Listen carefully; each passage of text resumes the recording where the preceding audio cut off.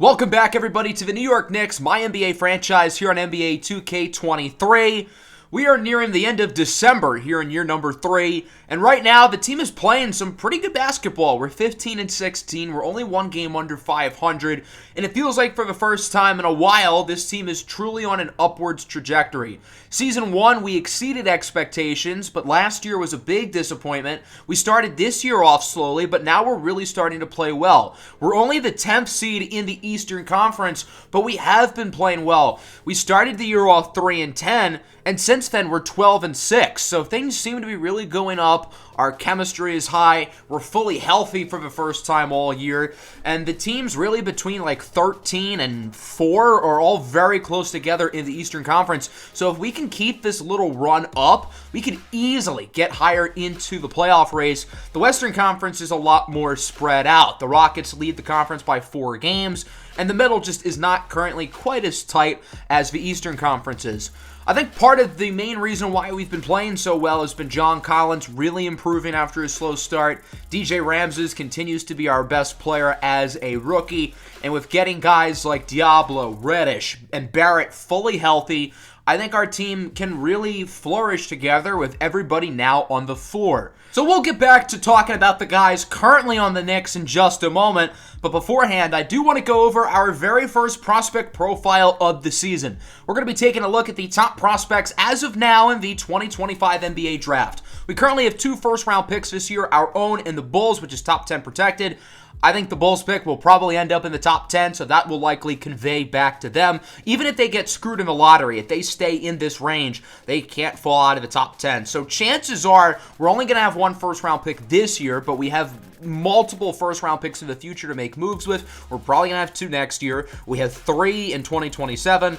We have 2 in 2028. So if there are multiple first-round guys who we want to get, we can go up and make our move. It's a pretty talented group of players here at the top, and there's going to be a lot of guys who we don't talk about today who do end up going in the top 10. These are just the guys as of right now who would go in the top 10. There isn't a clear number 1 prospect at the moment, but I think as of now, the slight favorite to be the number 1 pick is Zachary Archibald, the 7'1" center out of the University of Alabama. Archibald is a really talented player. He's got great size, 7'1", 240. He's a really well-rounded basketball player. He is a force inside offensively, as a lob threat, pretty good mid-range shooter, improving the three-point shot. He is a nuisance down low defensively, and he's a really good passer for his size as well. I think he's what everybody wanted James Wiseman to be, as an athletic, rim-running center who plays really well on both ends of the floor, has an improving jump shot, and is a good passer. So I think Archibald's positional versatility and his strong play on both ends of the floor is really going to intrigue teams. If we compare him to Christopher Killebrew, a top prospect big man a couple years ago, I think Killebrew has him beat in terms of offensive upside as a scorer, but I don't think he's quite as much of a force defensively as Archibald is. Noah Kogan from Duke is a really intriguing point forward. He's 6'10", and he pretty much runs the offense. He's a phenomenal passer, really good scorer, and he's a solid and improving defender. There's a lot to like with his game as somebody who can create his own shot, he can facilitate for others, and again, his positional flexibility on both ends of the floor is really apparent. Excellent jump shooter, excellent at creating his own shot, and again, good playmaker, solid perimeter defender. He can switch inside if needed, and he's a pretty good athlete as well, along with having great basketball IQ for his age.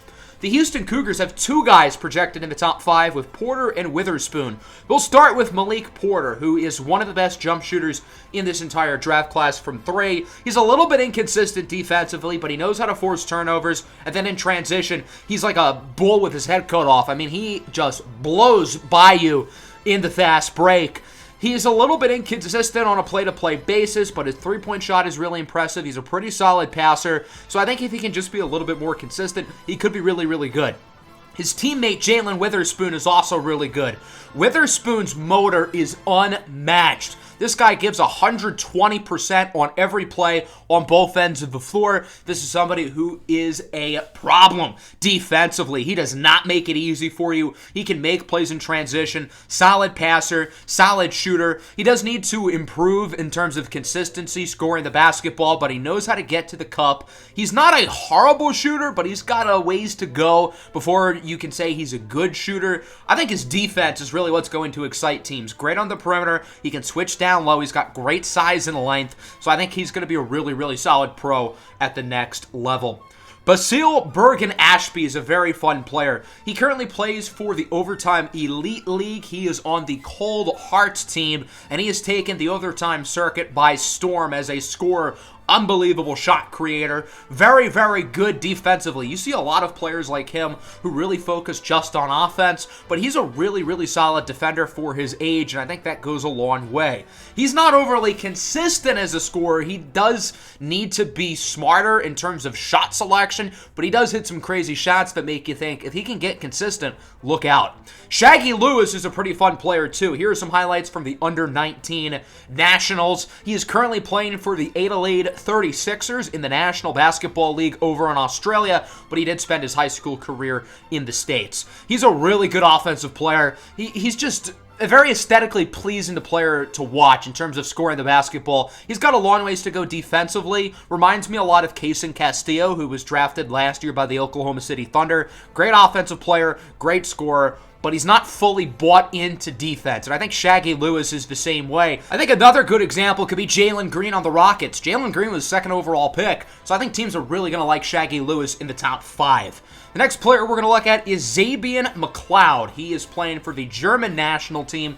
Although he was originally born in Belgium, he has citizenship in both Belgium and Germany. He's been a little bit banged up throughout the year. You may notice he has a knee brace on his left knee. So he's been playing injured this season, so we haven't really been able to see him at full strength. But him playing injured, he's still really solid. Good scorer, good defender, solid playmaker. There's a lot to like with this kid's game. He's 6'7", he's versatile. He's really the modern NBA wing, and the type of guy who I think teams are really going to like in the back end of the top 10. Maurice Moses out of Michigan State has a very high floor. He can shoot the ball, and he plays great defense. I think the ceiling with him is a little bit limited. I don't think he has elite athletic traits, but this is somebody who's going to be a really good player as soon as he steps on an NBA floor. So I think teams who are higher up in the standings, or maybe a team like OKC and San Antonio who really wants to start winning, is going to prioritize a guy like Maurice Moses, who's going to be probably really good right off the bat, as somebody who can space the floor, knock down threes and catch in situations, and plays really, really good defense. Aries Sparks from LSU is a very fun player. Nicknamed the Green Goblin, he had the green hairdo for the first portion of the season. This is a very versatile player and another guy who has a really high floor because he's good at everything. He doesn't have one standout trait, which isn't ideal, but he has no weaknesses to his game. He can score, he can shoot, he can play make, he's a versatile defender, he can rebound, he can athletic. That's not a word. He can athletic. You know what I mean. He is athletic. You see B's and high C's across the board in terms of his grades. So because of that, I think the floor with him is really high. He's going to be good right off the bat, but a lack of the standout trait certainly hurts his ceiling. The final player we're going to talk about today is big man Bamba Dembele from the University of Tennessee. He's pretty much like a slightly worse version of Zachary Archibald. He's 6'11", he's a good rim runner, big lob threat, he can score inside, and he's a pretty solid interior defender. I don't think he quite has the size, length, and athleticism that Zachary Archibald does, so because of that, I think Archibald will go before him. But Dembele is really solid as well. He's not the passer that Archibald is, he isn't quite as good of a shooter from outside the paint, but he's a really solid rim-running big man, and I still think there is value for players like him in the modern NBA, even though he can't shoot. So that's going to wrap up the prospect profile. There's plenty of other really good prospects in this draft class who we're going to be talking about later in the season. But first, we're going to get back to the current Knicks, who are going to be playing against the Indiana Pacers, who are currently the 4th seed in the Eastern Conference. They're a pretty good team. In the 2 games we simmed, we went 1-1. We lost to the Magic. They're a really good team. And then we had a nice comeback win against the Miami Heat in overtime. Bam, Butler, and Julius Randle all nearly had double-doubles. Barrett with 27, Ramses with a double-double along with John Collins. So a pretty solid win against a decent Heat team. So we're still only one game under 500. For now, we're going to send Rock Khalif Dumbu back down to the G League. I think he's played pretty well in limited opportunities, but there's just not really a spot for him in the rotation. And I want him playing basketball, so he's going to go down to the G League. The Pacers have dropped to the 8th seed since we last talked about them, which is more so about how deep the Eastern Conference is. They, like us, lack true star power, although Tyrese Halliburton certainly can make an all-star team with how he's playing this year, averaging 18 and 9. They've got some veterans really stepping up, like Nikola Vucevic and CJ McCollum, although they will be without their young scorer, Benedict Mathurin, who has really elevated his game this year, averaging 17 a night. So right before the game, the Pacers ended up making a trade. They're sending Nikola Vucevic to the Grizzlies in exchange for Jusuf Nurkic. Both players are pretty talented. Vucevic is a little better on offense. Nurkic is a little better on defense. So I guess Indiana recognizes that they have a lot of good scorers in their front court, like Milton Surratt and Alfie Cohen, the rookie from France. So maybe they want to prioritize defense with Nurkic, who's a slightly better passer than Vucevic, although both of them are great playmaking centers. So Jusuf Nurkic will be making his Indiana Pacers debut today, while the Knicks look to wrap up the calendar year of 2024 with a win. Keep in mind, this is New Year's Eve 2025, right around the corner, as Nurkic and James Wiseman meet at center court for the tip-off. It will go to Nurkic and the Pacers, and we are underway here at Madison Square Garden between the Indiana Pacers and the New York Knicks. Here comes R.J. Barrett, goes inside for DJ Ramses, who blows by the defenders inside for the slam. DJ Ramses continues to completely ball out, averaging 16, 6, and 4. Reddish, step back three, no good, but John Collins puts it back in with the slam. Busy start for Collins. He's got 4 points and 3 boards. The Knicks lead 6-0. Now 7-0. New York ahead within the opening 2 minutes. The Pacers hoping to get their first bucket of the game here with Jusuf Nurkic. Those are his first points as an Indiana Pacer, and it's now 7-2. I don't really know why the Grizzlies traded him away, because they lack defense and have such a great offense. I think Nurkic was a better fit for them than Vucevic. Tyrese Halliburton makes the three. It's now 5-9. Halliburton with it again. Drives inside, has an open man. That's Chris Duarte. He hits the three for the Pacers to cut the lead to 1. Now it's a three-point game. Here's John Collins. Busy start for him. Gets it over to DJ Ramses with room. Lets it fly, and it's good. DJ Ramses now with 5 points after the three, as the Knicks lead 16-8. Their defense has been really good here in the opening minutes, particularly from inside the arc as Halliburton hits another three. The Pacers, with their 4 field goals today, have 3 of them from beyond the arc. They're shooting their threes well, but not shooting well inside the arc. Here's another three. Bang! From Duarte, as it's 16-14. Halliburton and Duarte with 6 points each. Now 17-14. Kabongo with it. Over to John Collins. Pump fake. Inside for Barrett. Great off-ball cut by R.J. Barrett, recognizing that nobody's in the paint, so why not make a play? 16-19. New York ahead by 3. Screen for the rookie, Coco Diablo. Diablo's kind of cooled off a little bit after his hot start, but he's still shooting close to 50% from 3 this year. Nice pass in the corner. Carlo basically daring Halliburton to shoot, and he does make the shot, cutting the lead to 1 with just seconds left in the quarter as Coco Diablo hits the 3 in the corner. 24-20, that'll wrap up the first quarter. The Knicks offense kind of cooled down after a really good start, while their defense played very well. Indiana really struggling to shoot the ball within like 20 feet. Into the second quarter, Mayo gets it over to Emmanuel Quickly, who finds Diablo back in that same right corner. And Coco Diablo hits another 3. He's now got 8 tonight, really providing a spark off the Knicks bench. Here's the veteran, CJ McCollum, with a nice step back. McCollum signed in for agency after appearing in the NBA Finals last year with New Orleans, as it's 22-27. Here's Patrick Feinstein. Contested layup is good for the second-year pro at the University of Colorado. 29-24, Mayo on the screen, goes inside. He will find James Wiseman, who throws it down. The Knicks offense playing well again here in the second quarter as they lead by 9. Ramses in the corner for Coco Diablo. Another one bites the dust. 13 points off the bench for Coco Diablo. He is really heating up.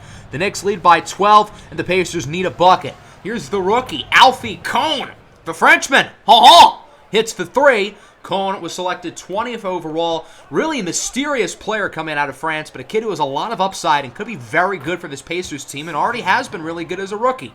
McCollum hits the three off the screen by Cone. Halliburton hoping somebody gets open off the screen. He'll launch a dime inside for Milton Surratt, the Red Rifle, who throws it down. Surratt looks like the kid in an 80s movie who you try to steal the test answers off from. I don't know, I just get that vibe from him. Reddish inside for John Collins. He's now in the double figures with the slam dunk. 33-42, 3.5 minutes to go in the half. Screen from Nurkic. Duarte back to Nurkic inside. He makes the layup. Yusuf Nurkic is making as much of an impact as he can, but there's only so much he can do considering he got traded not even 12 hours ago.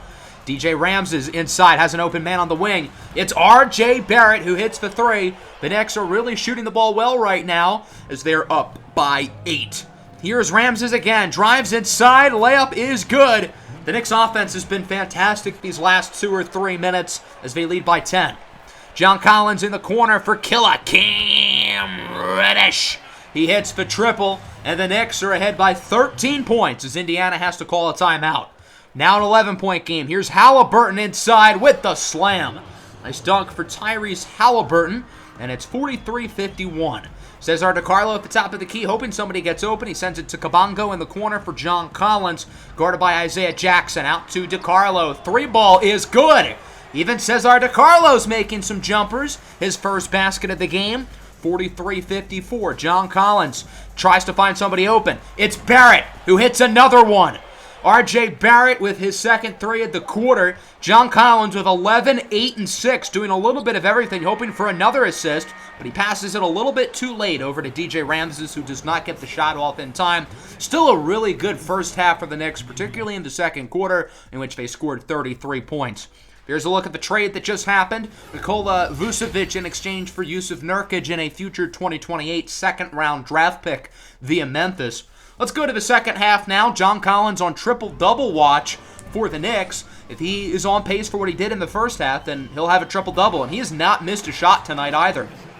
Wiseman gets the dunk, 45-59. Here's DJ Ramses with 7 and 5. He's been pretty solid today.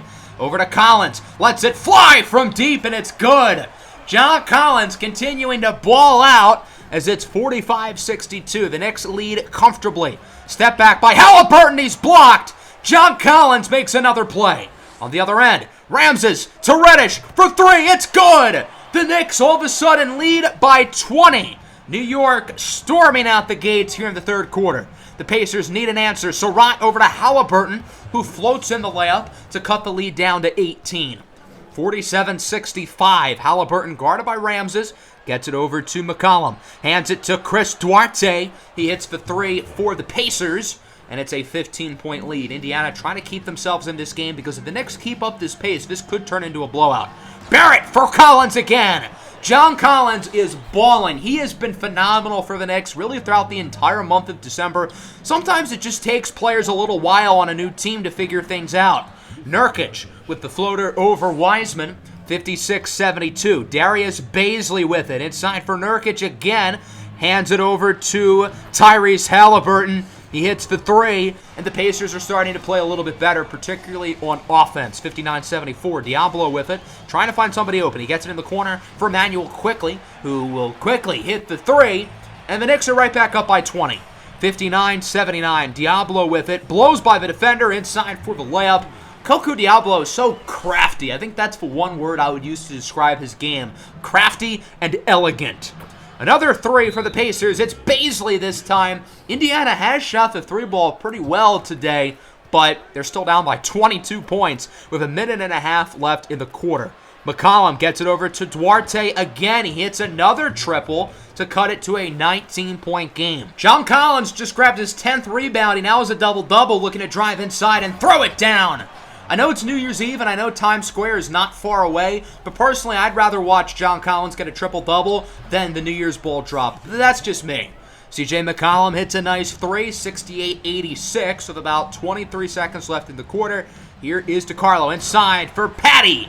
Patrick Feinstein throws it down on the slam. The Knicks back up by 20 late in the quarter. Shot no good with just seconds to go. The Knicks are going to look to heave it up quickly. Collins tries to get it to Reddish, but the shot is no good. Another very strong quarter of basketball for the New York Knicks. They lead by 20. They look like they should be able to win this game no problem, as long as they just aren't stupid. Jackson Watkins with it, screen from Wiseman. Watkins sends it in the corner for R.J. Barrett. Yet again, he hits his 4th three of the game, 70-91. Ramses over to Watkins. He'll let it fly from beyond the arc. Jackson Watkins, not a great three-point shooter, but he hits that one and is now on the board. The Knicks lead by 26 points. There's no way they can choke this, right? Nurkic gets the layup off of the goaltending by James Wiseman. The shot was going to go in anyway, so it doesn't really matter. 72-96. Milton Surratt over to Baisley. Just under 7 to go. McCollum with a dime inside for Tyrese Halliburton, who gets the slam. He's got a game-high 25 points. It's a 22-point game now as McCollum steals it away from Ramses. On the other end to Halliburton inside and one. Indiana's really giving a strong fight. I know it's a big lead, but the Pacers are playing some good basketball right now, and the Knicks need to answer as Collins gets the reverse slam. He's now got 20 to go of his 10 boards and 6 dimes. 77-98. Halliburton with it inside over to Jusuf Nurkic. Trying to back down on Wiseman. He makes the shot, and the Pacers are continuing to hang around. 79-98. Here's Baisley. Gets it over to Halliburton. He'll send it in the corner for Darius Baisley. Open three will not fall, but Halliburton is there for the offensive rebound and the putback, and the Pacers now trail by 17. Make it 19. The Knicks are still holding on to a nice lead, but Indiana is quietly crawling back in it. McCollum hits the three, 84-100 with about 5 minutes to go. Halliburton with it. Gonna lob it up for Nurkic. No good, but he gets it right back and dunks it in. Now only a 14-point game. DiCarlo with it. Over to Collins trying to make a play with it. Collins gets it inside for Wiseman, who's called for an offensive 3-second. Nothing is going well for the Knicks, and although they still hold a nice lead, they're not playing good basketball right now here in the fourth quarter. They've got to hit some shots like that one. Cesar DiCarlo with his second three of the game, assisted by John Collins, his 7th of the night. Collins back with it. 15-point lead for New York as he sends it in the corner for the rookie, DJ Ramses, who hits the three. Another assist for Collins as it's 88-106. The Knicks back up by 18 points, and now the Pacers really got to play well. Tyrese Halliburton inside makes the layup despite some pretty good defense from Cesar DiCarlo. 90-106. Collins inside for Ramses, who throws it down. John Collins is now 1 assist away from a triple-double. He has 9. Halliburton with it. With room, DiCarlo should not have given him that much space as he hits the three. Still doesn't look like Indiana can come back here bearing something crazy. We'll see if John Collins can get the triple-double as Collins tries to back down on his defender. Over to Reddish in the corner. Bang! That's your dagger. John Collins with a triple-double. And the Knicks are going to win this one here on New Year's Eve by the final score of 96-116. John Collins with 22, 12, and 10, and he did not miss a single field goal. He did miss a free throw, but he still joins very elite company as one of the very few players to have a triple-double without missing a single shot. The last person to do it, Robert Williams, on New Year's Eve 3 years ago. Collins' 22 points are the third most on this list. The only two people above him, Wilt Chamberlain and Wilt Chamberlain. Nobody has had more than 20 points in a triple-double where they have not missed a field goal since 1967. And to be the only one in the conversation with Wilt Chamberlain, that's pretty cool. It's been great seeing John Collins play well because he did not start the year off well, but he's been very good over the last month and a half, and that's the main reason why the team has been so good over the last month and a half is that he has really improved. Diablo, Barrett, and Ramses all played very well too. For the Pacers, Halliburton and McCollum were really good, but they were not able to get the win. A strong victory for us as we will finish 2024 with a 500 record. We're going to simulate our next 5 games now as the Suns want Cesar DiCarlo, and I don't think they're going to get him. We would end up going 3-1 in that span. I think I said we're going to simulate 5 games, but we actually only simmed 4. We blew out the Bulls, who aren't good, but still a nice win. We beat the Spurs and the Sixers, and then lost to the Celtics. So we're now 20-18. I think since December 1st, we've lost a total, not including December 1st, we've lost a total of 5 games. That's pretty impressive. And all of a sudden, the New York Knicks are climbing up the standings. We're now the 7th seed in the Eastern Conference. We have a positive point differential, which is a big deal because when we were 3-10, our point differential is like -5. So we've spent a lot of time building that back up. Since our 3-10 start, we're now 17-8. The team is playing well. It really feels like we have a core in place. My plan for this team is really starting to evolve, and it's been really fun to watch it play out. So we're really going to get into the nitty-gritty of the season in the next episode, getting through January, getting close to the trade deadline and the All-Star break, and we'll really be able to see if this team is for real and if we can possibly be one of the 5 or 6 top seeds in the Eastern Conference and not even have to worry about the play-in tournament. So that'll wrap up the episode. Hope you guys enjoyed. Let me know what you thought of the game and prospect profile down below in the comments. Make sure to like and subscribe if you are new. Peace out.